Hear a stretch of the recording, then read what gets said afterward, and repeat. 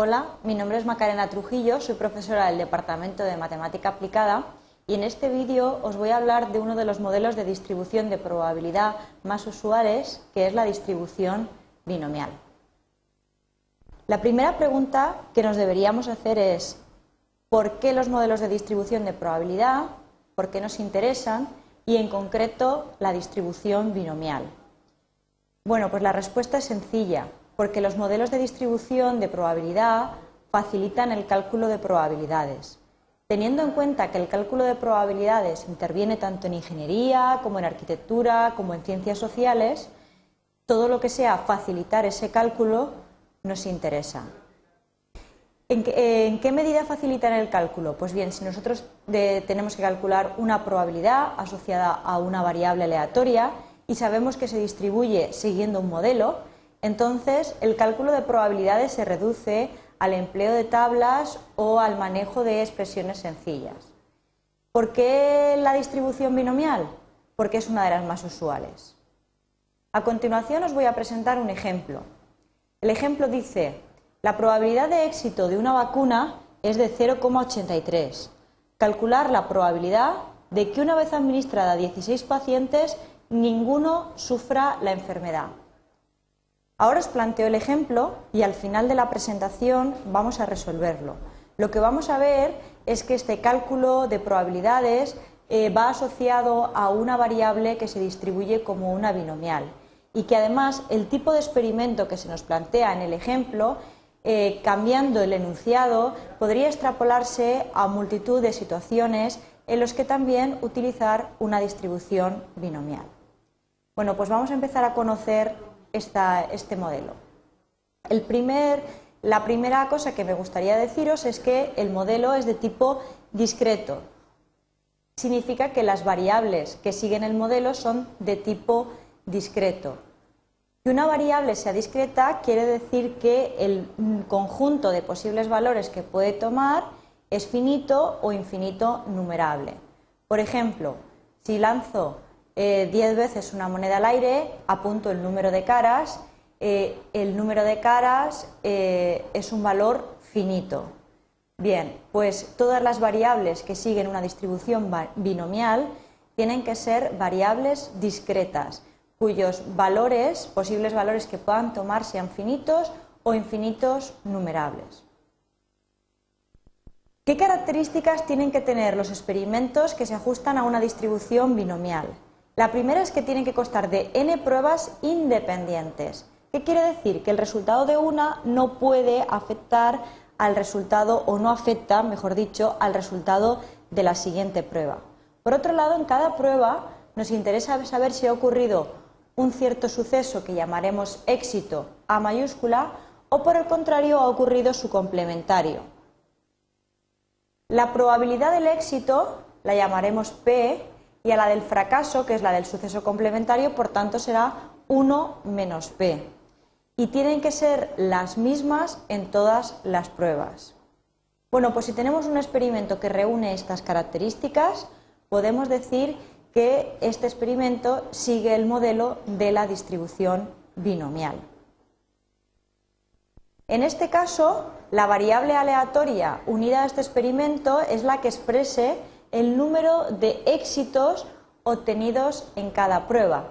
Si es así, entonces podemos decir que esta variable x se distribuye como una binomial de parámetros n y p. Y esta es la notación que utilizaremos, donde n hemos visto que era el número de pruebas y p, en la transparencia anterior, la probabilidad de éxito.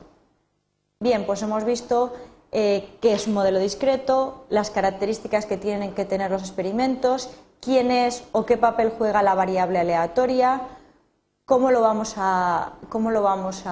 notación que vamos a utilizar.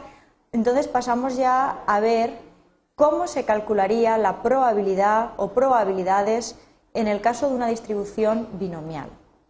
Como es un modelo discreto, hemos dicho, la probabilidad nos la va a dar la función de probabilidad o de cuantía f de x.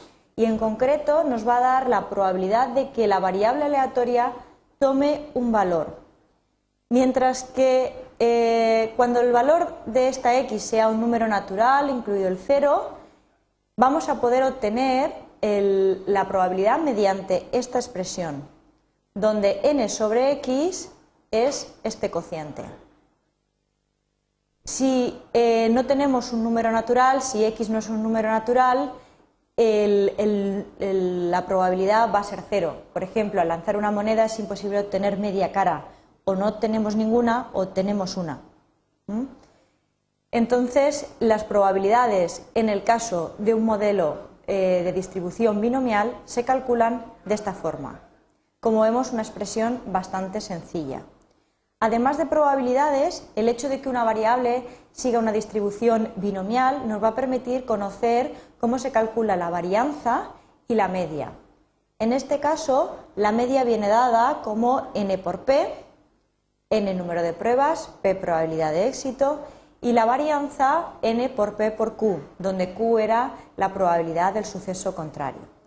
Bueno, pues ya conocemos cómo calcular probabilidades. Vamos a aplicarla al ejemplo que hemos visto en la primera transparencia, en la introducción. Decía que la probabilidad de éxito de una vacuna es de 0,83 y que si se la administra a 16 pacientes, que calculemos la probabilidad de que ninguno de ellos sufre la enfermedad. La primera pregunta, ¿sigue una distribución binomial este ejemplo? Pues vamos a ver. Tenemos n, que es número de pruebas independientes, en este caso los pacientes. En cada paciente vemos si ocurre un cierto fenómeno, es decir, un cierto suceso, es decir, si la vacuna tiene éxito o no. La probabilidad del éxito de la vacuna la conocemos, 0,83, y la del fracaso, por tanto, 1 menos 0,83, 0,17. La variable aleatoria sería el número de pacientes en los que la vacuna tiene éxito. Por tanto, esta variable x se distribuye como una binomial de parámetros 16 y 0,83. ¿Qué es lo que nos piden? La probabilidad de que ninguno sufra la enfermedad, es decir, que el número de pacientes en los que la vacuna tiene éxito sea todos, 16. Lo que nos están pidiendo es la probabilidad de que x sea igual a 16. ¿Cómo se calcularía? Con la expresión de la transparencia anterior. Sería n, 16, sobre x, que en este caso es 16, por la probabilidad del éxito, 0,83, elevado a 16 por 0,17, que es la del fracaso, elevado a 16 menos 16, que es 0. En definitiva, la probabilidad de que ninguno de los pacientes sufra la enfermedad con un éxito de la vacuna del 0,83 es de 0,051. Bien, pues aprovechando que tenemos este ejemplo, vamos a hacer otro cálculo de probabilidades. En este caso, vamos a pensar en que todos sufran la enfermedad. El problema seguiría siendo, el planteamiento seguiría siendo el mismo. No ha cambiado ni el número de pruebas, ni el suceso que es éxito, ni la probabilidad del éxito, etcétera, etcétera, ni la variable aleatoria. Lo que ahora sí que ha cambiado es lo que nos están pidiendo, la probabilidad que nos piden. En este punto me gustaría que detuvieseis un instante el vídeo e intentaseis vosotros hacer el cálculo de probabilidades. Bien, si lo habéis hecho, entonces veréis que lo que nos están pidiendo en este caso es que el número de pacientes en los que la vacuna tenga éxito sea 0, porque todos sufren la enfermedad. Y el cálculo se realizaría utilizando esta expresión. El resultado que obtenemos es un número muy pequeño, con lo cual podemos concluir que la probabilidad de que todos los pacientes sufran la enfermedad es prácticamente nula, lo cual es bastante razonable teniendo en cuenta que la vacuna era bastante efectiva. Y bueno, esto es todo. Hemos visto la importancia de estudiar este modelo, las principales características y un ejemplo de aplicación. Con esto espero que os haya quedado algo más claro el modelo de distribución binomial. Gracias.